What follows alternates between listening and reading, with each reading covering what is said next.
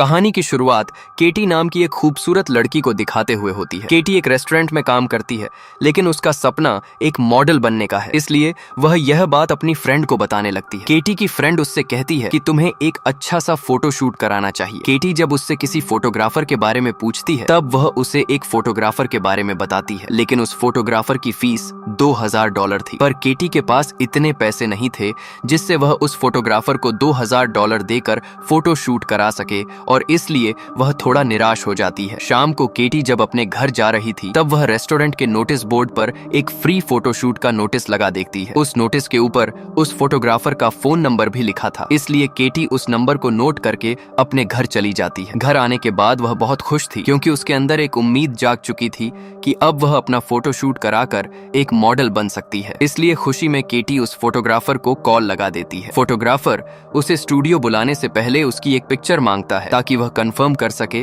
कि आखिर वह मॉडल बनने लायक है भी या नहीं। केटी जब उसे अपनी पिक्चर सेंड करती है, तब कुछ देर के बाद फोटोग्राफर का रिप्लाई आता है, जिसमें लिखा था कि वो कल 10 बजे फोटो शूट के लिए आ सकती है। अगली सुबह केटी स्टूडियो पहुंच जाती है, जहां पहुंचकर वह देखती है कि यहाँ पहले से ही एक लड़की का फोटो शूट चल रहा था, और कुछ ही देर में केटी का भी नंबर आने वाला है। अब कुछ देर के बाद केटी का नंबर आ जाता है। यहाँ केटी की मुलाकात 3 लड़कों से होती है, जिसमें इवान, जॉर्ज और निक थे, और ये तीनों ही लड़के इस फोटो स्टूडियो के ओनर थे। यहाँ इवान केटी से कहता है कि तुम्हें फोटोशूट से पहले एक ड्रेस पहननी होगी, पर केटी अपने साथ पहले से ही कुछ ड्रेसेस लेकर आई थी। इवान उनमें से एक ड्रेस सिलेक्ट करता है और वह केटी को पहनने के लिए कहता है। केटी उस ड्रेस को पहनकर बाहर आती है और उसका फोटोशूट स्टार्ट हो जाता है। कुछ देर के बाद इवान उससे कहता है कि तुम्हें अपनी ड्रेस को थोड़ा ऊपर करना होगा। ये सुनकर केटी थोड़ा अनकंफर्टेबल महसूस करने लगती है, लेकिन इवान उसे समझाने लगता है कि देखो, मॉडल बनने के लिए ये सब करना पड़ता है। तुम्हारी ड्रेस जितनी छोटी होगी, तुम उतनी ही ज्यादा इफेक्टिव लगोगी। पर केटी उससे मना कर देती है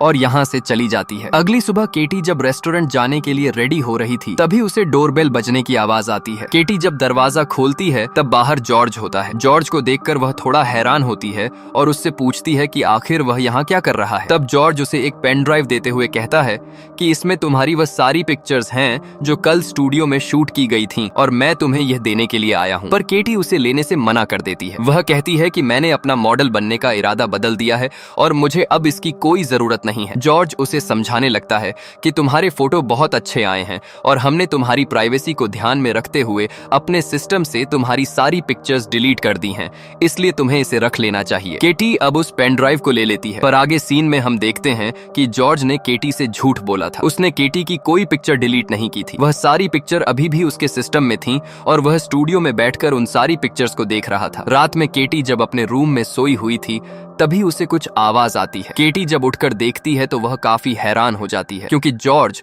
उसके रूम के अंदर होता है और वह सोते समय उसकी पिक्चर्स क्लिक कर रहा था। यह देखकर केटी को बहुत गुस्सा आता है और वह एक इलेक्ट्रिक गन उठाकर उस पर फायर करती है, जिससे जॉर्ज को इलेक्ट्रिक शॉक लग जाता है, और मौका देखकर केटी यहाँ से भागने लगती है। पर जॉर्ज पीछे से आकर उसे पकड़ लेता है। वह उसका सिर फर्श पर पटक कर मारता है, जिससे केटी बेजान हो जाती है, और इसी का फायदा उठाकर जॉर्ज उसके हाथ पैर बांध देता है। पर केटी के चिल्लाने की आवाज उसके पड़ोसी तक पहुंच चुकी थी। उसका पड़ोसी जब उसके रूम में आता है, पर मौका देखकर जॉर्ज उस पर चाकू से हमला करता है, जिससे उसकी मौके पर ही मौत हो जाती है। इसके बाद जॉर्ज हैवानियत की सारी हदें पार कर जाता है। वह केटी को उल्टा करके उसके साथ वह सब करता है, जिससे इंसानियत पूरी तरह से शर्मसार हो जाती है। सब कुछ करने के बाद जॉर्ज को अपनी गलती का एहसास होता है। उसे बहुत पछतावा था कि उसे केटी के साथ ऐसा नहीं करना चाहिए था। वो जल्दी निकी और इवान को कॉल करता है और उन्हें यहाँ पर आने के लिए बोलता है। कुछ देर के बाद इवान और निक भी यहाँ पर आ जाते हैं। पहले तो इवान जॉर्ज के ऊपर गुस्सा करता है, पर बाद में वह दोनों को पॉलिथीन बैग देकर हाथों में पहनने के लिए कहता है, और इसके बाद ये तीनों मिलकर सारे सबूत मिटाने लगते हैं। इवान उस चाकू को केटी के हाथ में पकड़ा देता है, जिससे जॉर्ज ने उसके पड़ोसी को मारा था, ताकि सभी को ऐसा लगे कि केटी ने ही अपने पड़ोसी को मारा है। और इसके बाद ये तीनों केटी को अपने साथ ले जाते हैं। अब यहाँ से सीन चेंज होता है और हम देखते हैं कि निक केटी के साथ रिलेशन बना रहा होता है। कुछ देर के बाद जब जॉर्ज यहाँ पर आता है, तब उसे बहुत गुस्सा आता है और वह निक को हटा देता है, क्योंकि वह नहीं चाहता था कि उसके अलावा कोई भी केटी को हाथ लगाए। केटी बहुत प्यासी थी और उसे बहुत दर्द भी हो रहा था। केटी उनसे पानी मांगने लगती है, लेकिन निक उसे पानी देने के बजाय उसके ऊपर पी कर देता है। यह देखकर जॉर्ज को और ज्यादा गुस्सा आता है और वह निक से झगड़ा करने लगता है, लेकिन तभी इवान यहाँ आकर उन्हें आपस में झगड़ा करने से रोकता है और उन दोनों को अपने साथ ले जाता है।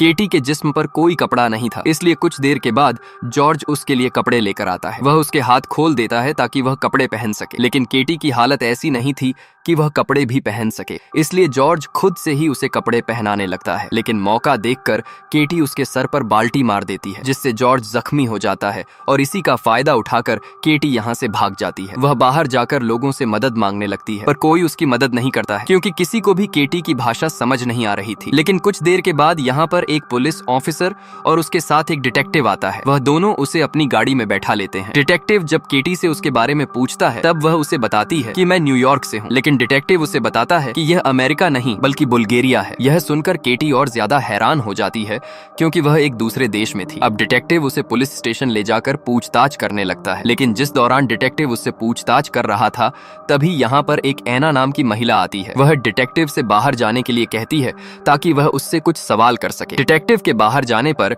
ऐना उसे बताती है कि मैं एक एनजीओ चलाती हूँ। हमारा एनजीओ उन महिलाओं को न्याय दिलाने का काम करता है जिनके साथ अत्याचार किया जाता है। ऐना उसे सारी बात बताती है कि आखिर उसके साथ क्या कुछ हुआ है। वह उसे कहती है कि मुझे अमेरिकन एम्बेसी जाना है, इसलिए ऐना उसे कहती है कि मैं तुम्हें वहां ले चलूंगी। वह ऐना को अपने साथ लेकर जाने लगती है, पर रास्ते में वह उससे कहती है कि तुम्हारी हालत अभी काफी खराब है, तो इसलिए पहले तुम्हें मेरे घर चलना चाहिए ताकि तुम अपनी हालत को थोड़ा सुधार सको। ऐना भी उसकी बात मान लेती है और यही उसकी अब सबसे बड़ी गलती होने वाली है। ऐना केटी को लेकर अपने घर पहुंचती है। वो ऐना को लेकर घर के बेसमेंट में पहुंचती है और यह जगह वही थी जहां से कुछ देर पहले ऐना भाग कर गई थी। यह देखकर केटी समझ चुकी थी कि ऐना उन तीनों लड़कों से मिली हुई है और वह अब फिर से फंस चुकी है। यहाँ पर हमें पता चलता है कि ऐना उन तीनों लड़कों की माँ है। कुछ देर के बाद यहाँ पर इवान भी आ जाता है और वह केटी को पकड़कर जंजीरों से बांध देता है। ऐना केटी को अपने तीनों बेटों के हवाले करके यहाँ से चली जाती है, लेकिन तभी यहाँ पर इन तीनों का पिता आ जाता है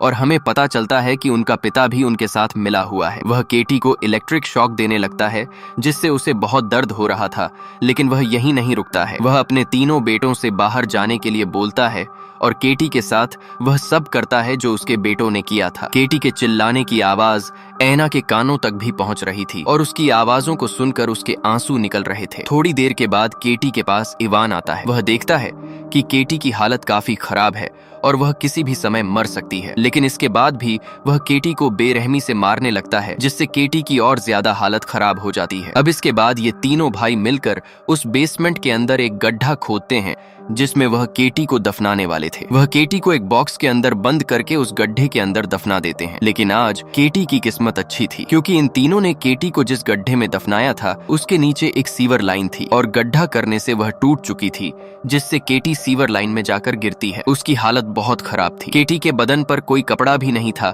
इसलिए वह सीवर लाइन के अंदर इधर उधर कोई कपड़ा तलाश करने लगती है और उसे यहाँ पर कुछ पुराने कपड़े मिलते हैं जिन्हें वह पहन लेती है। अब इसके बाद केटी इस सीवर लाइन से बाहर निकलने का कोई रास्ता तलाश करने लगती है। उसे एक रास्ता दिखाई देता है जो सीधा चर्च में जाकर खुलता है। दूसरी ओर हम चर्च के फादर को देखते हैं जिन्हें कुछ आवाज आती है। फादर जब अंदर आकर चेक करते हैं तब केटी उनके रूम से कुछ खाने पीने की चीजें चुरा रही थी। फादर उससे कहते हैं कि तुम्हें चीजें चुराने की जरूरत नहीं है, तुम यहाँ आराम से बैठकर भी खा सकती हो। फादर केटी को कुछ खाने पीने की चीजें और कपड़े देते हैं, साथ ही वह उसे बाइबल भी देते हैं। केटी उस सारे सामान को लेकर फिर से उस सीवर लाइन के अंदर चली जाती है। फादर उसकी हालत देखकर समझ जाते हैं कि जरूर वह किसी बड़ी मुसीबत में है। सीवर लाइन के अंदर आकर केटी पूरी सीवर लाइन में इधर उधर घूमकर कोई ऐसी जगह तलाश करती है ताकि वह बाहर निकल सके। केटी को एक रास्ता मिलता है जहां से वह आसानी से बाहर जा सकती है। अगले दिन वह चर्च में आकर प्रेयर कर रही होती है कि तभी पीछे से फादर आकर उससे कहते हैं कि मैं जानता हूं कि तुम किसी मुसीबत में हो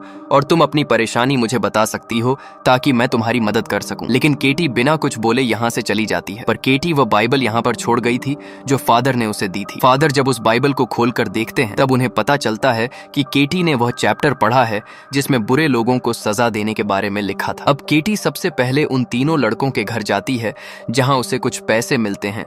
साथ ही उसे यह भी पता चलता है कि आखिर वह किस टाइम कहां पर होते हैं। केटी जानबूझकर जॉर्ज के सामने आ जाती है ताकि वह उसे देख सके। जॉर्ज अब केटी को देखता है तब उसके होश उड़ जाते हैं और वह उसका पीछा करने लगता है। केटी उसी सीवर लाइन में आ जाती है जहां वह रहती है। जॉर्ज भी उसका पीछा करते हुए यहाँ पहुंच जाता है।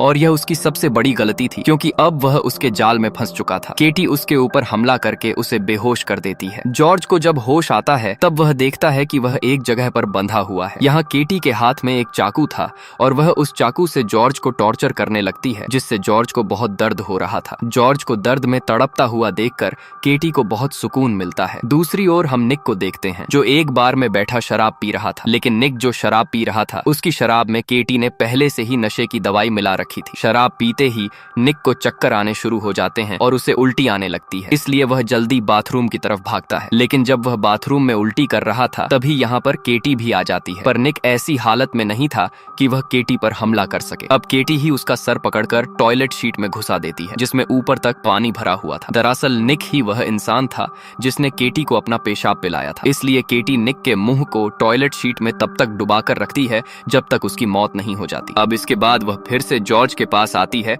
और एक लकड़ी लेकर वह उसके घाव पर उसे टॉर्चर करने लगती है, जिससे जॉर्ज को बहुत तकलीफ होती है। दूसरी ओर जॉर्ज का पिता चर्च में प्रेयर कर रहा था, लेकिन तभी अचानक उसकी नजर केटी के ऊपर जाती है। केटी को देखकर उसके होश उड़ जाते हैं। वो एना से कहता है कि केटी जिंदा है, लेकिन वह दोबारा जब देखता है तब केटी वहां से गायब थी। अब जॉर्ज का पिता केटी का पीछा करने लगता है और उसका पीछा करते हुए वह भी उसी सीवर लाइन तक पहुंच जाता है। केटी उस पर भी हमला कर देती है और उसे एक बेड के साथ बांध देती है। इस आदमी ने केटी को जिस तरह से इलेक्ट्रिक शॉक देकर तड़पाया था, अब केटी भी उसके साथ वैसा ही करती है। केटी के हाथ में एक इलेक्ट्रिक रोड थी, जिससे वह उसे इलेक्ट्रिक शॉक देने लगती है। उसे बहुत दर्द हो रहा था, वह दर्द में बुरी तरह से तड़पने लगता है। अब इसके बाद वह 2 वायर लेकर एक को बेड पर लगा देती है और दूसरी वायर उसके मुंह में डाल देती है, जिससे इलेक्ट्रिक शॉक लगने से वह मारा जाता है। और इस तरह से केटी 2 लोगों को ठिकाने लगा चुकी थी। अब इसके बाद हम एना को देखते हैं। वह जब घर आती है तब उसे घर का सारा सामान बिखरा हुआ मिलता है और तभी उसे बेसमेंट से एक म्यूजिक की आवाज आती है। एना जब नीचे जाकर देखती है तब वहाँ कोई नहीं था, लेकिन तभी पीछे से आकर केटी उस पर हमला कर देती है और उसे धक्का देकर उसी सीवर लाइन के गड्ढे में गिरा देती है। एना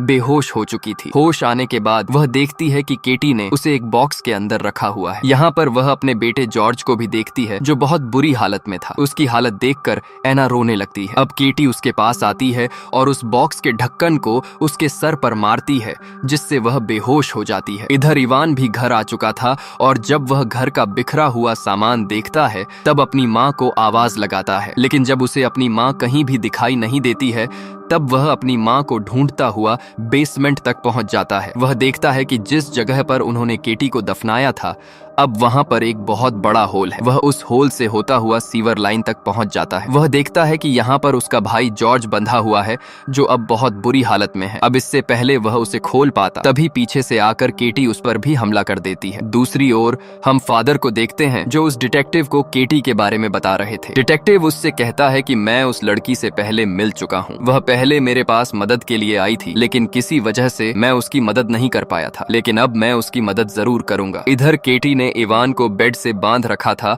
और वह उसे टॉर्चर कर रही थी, लेकिन तभी बॉक्स के अंदर से किसी के चिल्लाने की आवाज आती है। इवान चिल्लाते हुए उसे खामोश रहने के लिए कहता है, पर केटी उससे कहती है कि तुम्हें अपनी माँ से इस तरह से बात नहीं करनी चाहिए, क्योंकि उस बॉक्स के अंदर तुम्हारी माँ है। इवान उससे कहता है कि वह औरत मेरी माँ नहीं बल्कि वह जॉर्ज की माँ है, क्योंकि मेरे पिता ने उस औरत को भी तुम्हारी ही तरह किडनैप करके रखा था, जिससे जॉर्ज पैदा हुआ, यानी कि जॉर्ज उसका सौतेला भाई है। अब केटी एना के पास आती है और वह उससे कहती है कि अगर तुम चाहती तो मुझे बचा सकती थी, लेकिन तुमने ऐसा नहीं किया। तुमने मुझे दरिंदों के हवाले कर दिया और पता नहीं तुमने कितनी लड़कियों को इन दरिंदों का शिकार बनने दिया होगा, इसलिए अब मैं तुम्हारी आंखों के सामने तुम्हारे बेटे को तड़पा कर मारूंगी। वह जॉर्ज को बुरी तरह से तड़पाने लगती है। यह देखकर एना को बहुत दुख होता है। केटी उसकी आंखों के सामने ही जॉर्ज को तड़पा कर मार देती है। अब इसके बाद वो इवान के पास आकर उसके प्राइवेट पार्ट को एक शिकंजे में फंसा देती है और उसे कसने लगती है, जिससे इवान को बहुत दर्द हो रहा था। वह इवान को भी मारने वाली थी कि तभी वह डिटेक्टिव यहाँ पर आ जाता है